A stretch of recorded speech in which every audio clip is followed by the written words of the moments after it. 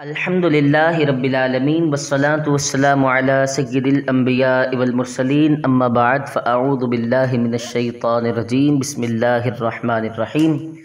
السلام علیکم ورحمۃ اللہ وبرکاتہ۔ امید کرتا ہوں تمام دوست احباب خیر و عافیت سے ہوں گے۔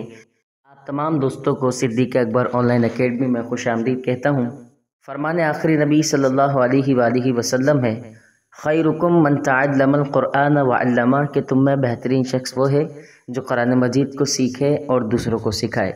بندہ ناچیز کی بھی یہی ہے آرزو کہ تعلیم قرآن عام ہو جائے، ہر ایک پرچم سے اونچا پرچم اسلام ہو جائے۔ جو دوست میرے چینل پر نیو ہیں ان سے گزارش ہے صدیق اکبر آن لائن اکیڈمی کو ابھی کے ابھی سبسکرائب کر لیں، بیل آئیکن پر کلک کر لیں تاکہ مزید آنے والی ویڈیوز آپ ملاحظہ کر سکیں۔ انشاءاللہ العزیز آج ہم سورۃ الفلق کو تجوید کے ساتھ پڑھنے کا طریقہ سیکھیں گے۔ آئیے بلا تاخیر کلاس کا آغاز کرتے ہیں۔ اعوذ باللہ من الشیطان الرجیم، بسم اللہ الرحمن الرحیم، قل اعوذ برب الفلق۔ اچھا، ہم نے یہاں پر اس طرح پڑھنا ہے کہ اس قاف کو پر پڑھنا ہے اور یہاں پر تھوڑا سا لانگ کرنا ہے، اعوذ نہیں بلکہ اعوذ برب الفلق۔ قاف میں قلقلہ کریں گے۔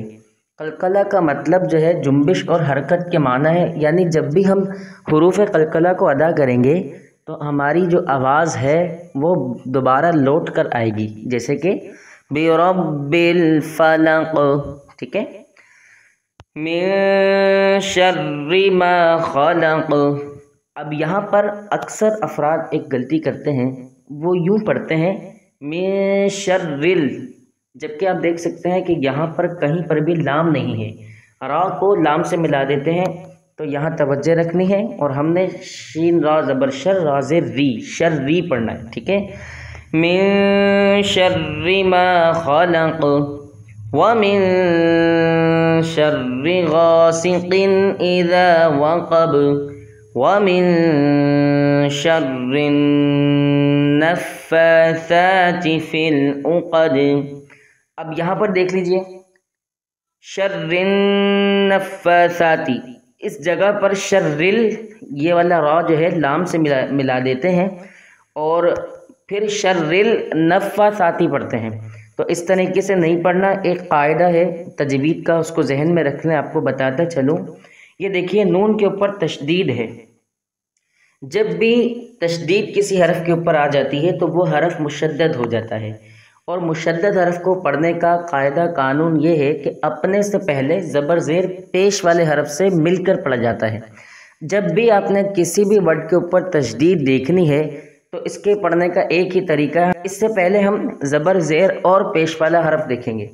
اب یہاں دیکھیں، نون سے پہلے نہ لام کے نیچے زیر ہے نہ الف کے نیچے زیر ہے، بلکہ را کے نیچے زیر ہے، اور قاعدہ بھی یہ ہے کہ اپنے سے پہلے متحرک حرف سے مل کر اور اپنی حرکت کے مطابق بھی پڑھا جاتا ہے۔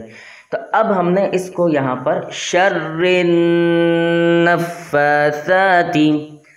شر النفاثات فی العقد ومن شر حاسد